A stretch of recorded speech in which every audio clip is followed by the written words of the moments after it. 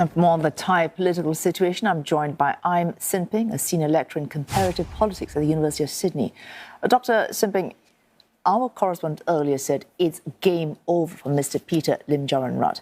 It's game on, though, for the party that came runner-up in the elections in May. That's, of course, Pheu Thai party. It has put forward its prime ministerial candidate, that 60-year-old Srettha Thavisin, a real estate tycoon, business-friendly character.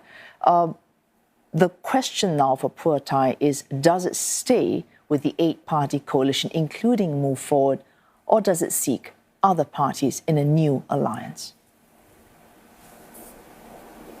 Both scenarios are possible, but the original 8 coalition or alliance that was led originally by Move Forward Party is now falling apart publicly. A number of leaders of the parties that are in that coalition, the original MOU, are now coming out on Twitter and Facebook, basically saying, look, Peter's departure and in some ways Move Forward's loss is the party's problem, that they rely too much on young people. So it looks increasingly more likely by the minute now that perhaps Pheu Thai would consider forming a coalition government with parties that were not in the original 8 parties in the MOU. So parties from the old government. So you're looking at Pheu Thai, possibly Pralang Patcharat, also a possibility. And for them, Move Forward has served the function of showing them that if they do not ally themselves with Pheu Thai, the alternative is to have a prime minister like Mr. Peter Limjaroenrat. The events that have unfolded since the election sent very strong signals from the political elites, both from the government and in the potentially new government, that they don't want to move forward. And they don't want anybody to let Move Forward govern. So I think Pheu Thai now realized it has the opportunity to be the government again.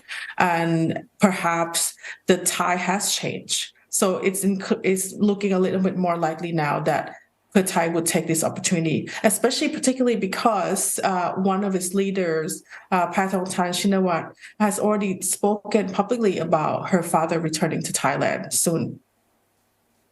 All right, so that's Thaksin's daughter, who was a PM candidate during the campaign, but now has ceded that position to Mr. Srettha Thavisin. But there's a balancing act for Pheu Thai as well. If they look like they're jettisoning Move Forward, they might lose their support base, which they have already done to some extent in these elections. If it takes a step further and allies itself with, say, Pheu Thai or Pralang Patcharat, the fallout may be even greater in the new elections in the next cycle.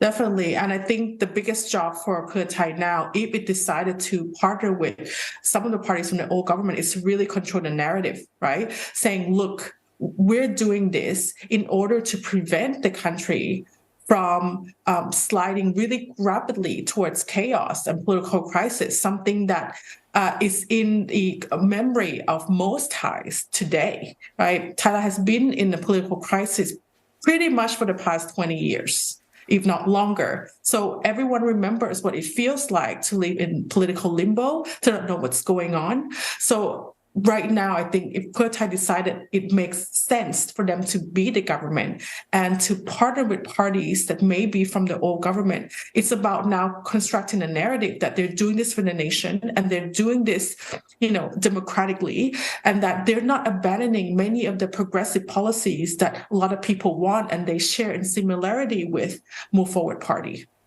Thanks so much for joining us, Dr. Aim Sinpeng from the University of Sydney.